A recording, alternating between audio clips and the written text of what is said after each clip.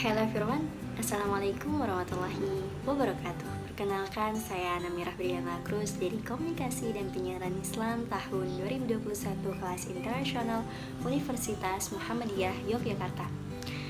Baik, pada kesempatan kali ini izinkan saya untuk menyampaikan materi dalam mata kuliah Psikologi Komunikasi Dakwah. Untuk materi yang akan saya sampaikan ini yaitu tentang teori komunikasi dan komunikasi kelompok. Baik, langsung saja.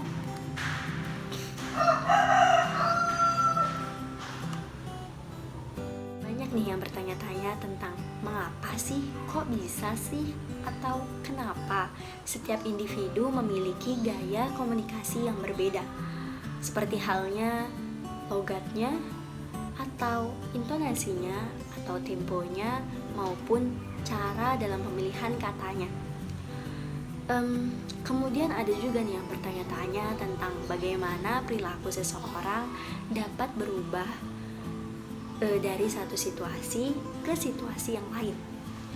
Ada juga yang bertanya-tanya tentang bagaimana karakter atau tipe kepribadian turut mempengaruhi perilaku komunikasi seseorang. Oke, topik-topik yang akan saya bahas pada teori komunikasi ini antara lain traits, cognition and information processing, identify and self.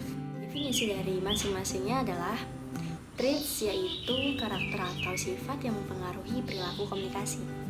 Kemudian yang kedua adalah cognition and information processing, yaitu proses di mana pengelolaan informasi dan kerangka pikir seseorang yang akan menentukan bagaimana cara pikir, sikap, dan perilaku individu, atau law of attraction. Kemudian yang ketiga adalah identify, yaitu bagaimana identitas individu dibentuk dan dikonstruksikan oleh beragam faktor atau personal branding. Kemudian yang keempat adalah self, yaitu bagaimana setiap aspek diri individu membentuk proses interaksi individu dalam lingkungan sosialnya. Traits teori sendiri berasal dari tradisi psikologi sosial yang memandang karakter atau sifat individu sebagai faktor yang penting dalam menentukan perilaku komunikasinya. Traits teori berasal dari tradisi psikologi sosial yang memandang karakter atau sifat individu sebagai faktor yang penting dalam menentukan perilaku komunikasinya. Adapun beberapa traits yang menonjol di sini dalam conversational narcissism, yaitu antara lain agresif atau sering disebut dengan ingin menang sendiri dan tidak ingin menerima input dari orang lain. Kemudian ada juga cenderung mengontrol dan mendominasi percakapan atau yang sering disebut dengan asertif.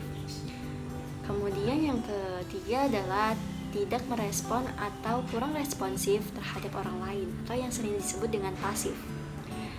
Adapun teori sifat conversational narcissism sendiri ini biasanya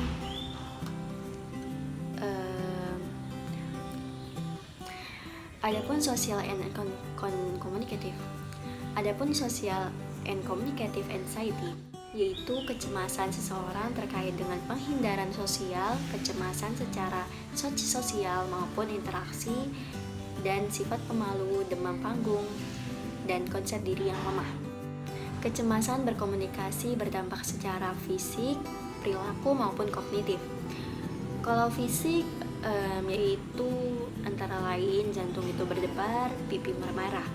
Kemudian perilaku itu penghindaran dan proteksi diri. Kemudian kognitif itu fokus kepada diri sendiri dan memiliki pikiran negatif atau negative person. Kemudian untuk pembahasan selanjutnya adalah traits teori ini berasal dari tradisi psikologi sosial yang memandang karakter atau sifat individu sebagai faktor yang penting dalam menentukan proses komunikasi atau perilaku komunikasi itu sendiri. Lalu teori sifat conversational narcissism ini seperti halnya tentang agresif atau berlebihan dalam menyampaikan sesuatu atau menang sendiri. Adapun social and communicative anxiety, yaitu kecemasan seseorang terkait dengan penghindaran sosial, kecemasan secara sosial maupun interaksi, dan sifat pemalu, demam panggung, dan konsep diri yang lemah.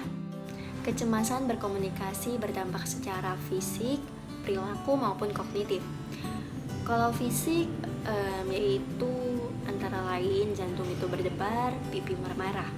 Kemudian perilaku itu penghindaran dan proteksi diri. Kemudian kognitif itu fokus kepada diri sendiri dan memiliki pikiran negatif atau negative person. Baik, selanjutnya adalah theory of beliefs, attitudes, and values, yaitu setiap orang mempunyai kepercayaan, sikap, dan nilai yang tertata dan dapat mengarah pada perilaku tertentu. Adapun definisi dari beliefs, attitudes, and values itu sendiri, antara lain, beliefs merupakan keyakinan mengenai diri kita dan kaitannya dengan sesuatu yang ada di dunia.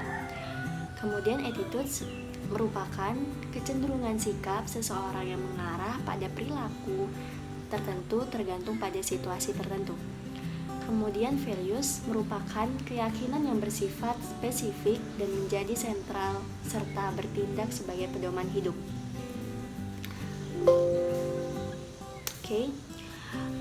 Komunikasi kelompok. Komunikasi kelompok merupakan sekumpulan orang yang mempunyai tujuan bersama yang interaksinya itu satu sama lain guna memperoleh maksud ataupun tujuan yang dikehendaki seperti berbagi informasi, pemeliharaan diri, atau pemecahan masalah. Seseorang juga berhubungan dengan orang lain disebabkan karena adanya kedekatan, ruang, dan lingkungan. Adapun dua macam kelompok itu sendiri yaitu antara lain kelompok kecil dan kelompok besar. Kelompok kecil ini adalah sering terjadi dalam kehidupan sehari-hari, contohnya kegiatan diskusi rapat, perkuliahan, maupun seminar, dan seterusnya. Kemudian komunikasi kelompok kecil ini berlangsung secara dialogis, mempunyai feedback secara verbal maupun adanya question and answer. Kemudian komunikasi kelompok besar lebih ditujukan pada proses afeksi dan bersifat linier atau satu arah. Nah, pesan yang disampaikan kepada komunikan lebih tertuju pada perasaan. Bentuk komunikasi kelompok ini mempunyai jumlah komunikan yang sangat besar dari berbagai latar belakang, jenis kelamin, usia, dan tingkat pendidikan.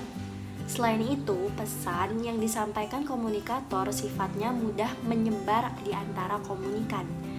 Masalah utama dalam dinamika kelompok itu yaitu antara lain kepemimpinan, pengambilan keputusan dan pemecah masalah atau decision making, komunikasi, dan konflik.